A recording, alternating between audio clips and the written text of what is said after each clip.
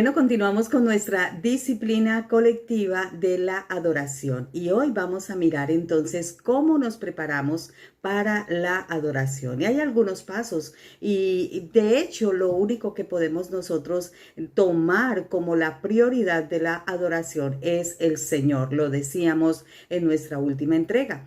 Pero cuando nosotros nos preparamos para la adoración, lo primero que tenemos que tener es una expectación santa, es decir, estar plenamente convencidos que en medio de esa adoración algo va a suceder, que Dios está ahí presente, que Dios se va a manifestar, que Dios va a hacer lo que Él le plazca hacer en esa reunión, en ese tiempo del secreto, en ese tiempo del silencio, en ese tiempo del júbilo, en ese tiempo del regocijo, como iglesia, como grupo pequeño, como grupo de discipulado o en la familia, en el lugar donde tú estés adorando al Señor.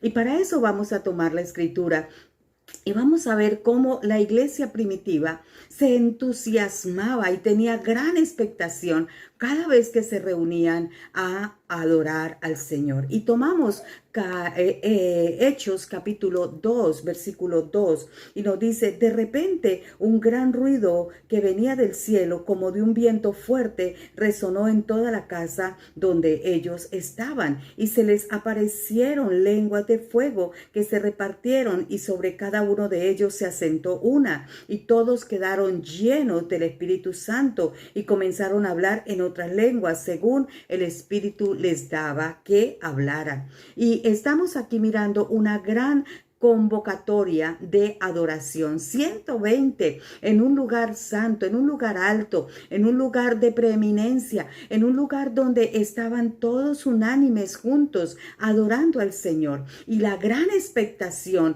la expectación santa es que allí algo iba a acontecer. Y claro que aconteció. De repente la casa se llenó de la presencia del Señor y hubo un fuego de Dios como lengua de fuego, y se repartieron en cada uno, y cada uno comenzó a hablar en otras lenguas como el Espíritu le dio que hablase. Qué buena esta expectación, esta gran expectativa con la cual nosotros nos reunimos. Entonces, cada vez que te prepares para la adoración, ten esa expectación santa y di: Dios, en esta adoración, ¿qué vas a hacer? Tú eres el único que lo haces. En el mismo libro de Hechos, capítulo 4, versículo 31, nos dice la escritura: cuando acabaron de orar, el lugar donde estaban reunidos tembló, y todos fueron llenos del Espíritu Santo y anunciaban abiertamente el mensaje de Dios. Todos los que estaban reunidos estaban unánimes, estaban en oración, estaban en adoración, estaban en exaltación, estaban oyendo la voz de Dios. El Shekinah de Dios estaba allí, la presencia de Dios estaba allí. El lugar se llenó y todos fueron llenos del Espíritu Santo y se empoderaron para hablar abiertamente del mensaje de Dios. Qué interesante esta expectativa gloriosa que tienen la iglesia del Señor. La tenemos nosotros en los tiempos en que estamos adorando, o simplemente lo hacemos como: levántate, hermano, ponte de pie, hagamos las palmas, hermano, o tú vas en esa gran asamblea glorificando a Dios y te entregas en esa adoración. Miremos un texto más en Hechos capítulo 9, versículo 36. Por aquellos tiempos, dice, había en la ciudad de Jope una creyente llamada Tabita, y estaba esta mujer allí y había muerto. Y Pedro se fue con ellos y dice, y Pedro se fue con ellos, y cuando llegó, lo llevaron al cuarto donde estaba el cuerpo, y todas las viudas llorando rodearon a Pedro y le mostraron los vestidos y las túnicas que Dorcas había hecho cuando aún vivía. Y Pedro los hizo salir a todos y se arrodilló y oró, y luego, mirando a la muerta, dijo: Tabita, levántate. Y ella abrió los ojos, y al ver a Pedro se sentó, y él la tomó de la mano y la levantó, y luego llamó a los creyentes y a las viudas y las presentó viva. Y esto se supo en toda la ciudad de Jope, y muchos creyeron en el Señor. ¡Cuánto regocijo habría allí en esa ciudad después de una resurrección gloriosa! ¿Por qué? Porque en medio de su pueblo el Señor se mueve. En medio de su pueblo la presencia de Dios se hace plena. Tomemos un último pasaje, capítulo 20 de Hechos, desde el versículo 7 en adelante. Y es la visita de Pablo, y dice que él empezó el primer día de la semana, nos reunimos para partir el pan. Y Pablo estuvo hablando a los creyentes como tenía que salir al día siguiente, prolongó su discurso hasta la medianoche. Y nos hallábamos reunidos en un cuarto del piso alto donde había muchas lámparas encendidas. Estaban todos expectantes, todos estaban llenando su conciencia de la santidad de Dios, todos estaban llenando su mente de la verdad de Dios, todos estaban llenando su corazón del amor de Dios, todos estaban llenando su imaginación de la santidad, de la hermosura, de la belleza de Dios.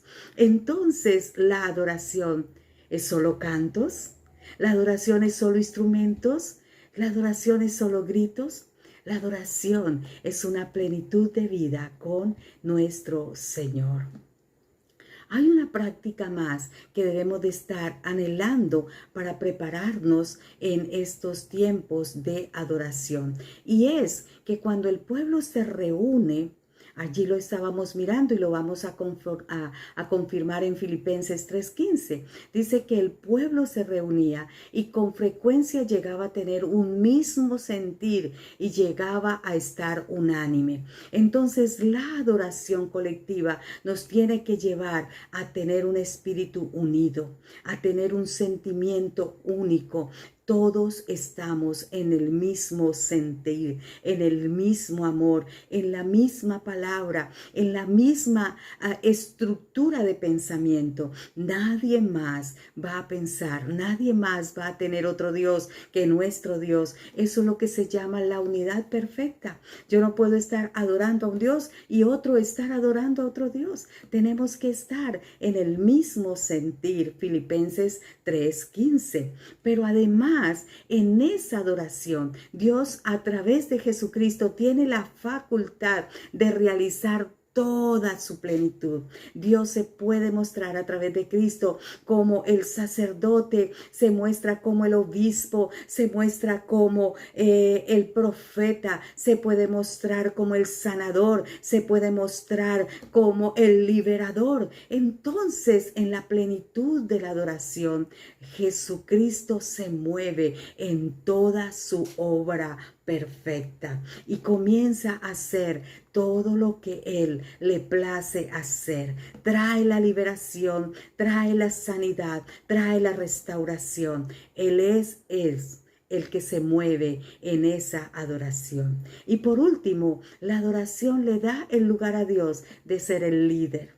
Recuerde que cuando estamos adorando es al Señor. Entonces Él es el líder de la adoración. No adoramos para nosotros, no adoramos porque nos gusta, no adoramos porque esta es la canción preferida. Adoramos porque lo estamos haciendo para Dios, porque todo mi ser, cuerpo, alma y espíritu está siendo entregada para el Señor.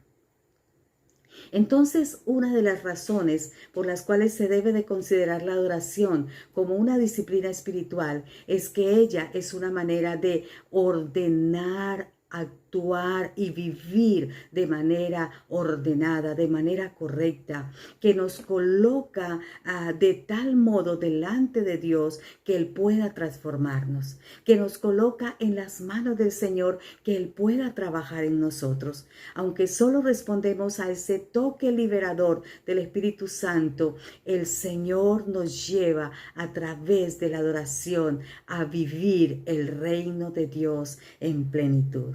Qué buena es esta disciplina. Me demoré un poco extendiéndome a observar muchas cosas de la disciplina colectiva de la adoración, porque quizás no lo estamos haciendo de la mejor forma. Y es mejor en este tiempo, discipulando nuestro espíritu, decirle a nuestro espíritu: aprende a adorar a tu Dios. Tu Dios es grande, es bueno y es digno de toda alabanza. Bendito es el nombre de Dios. Gracias por este tiempo.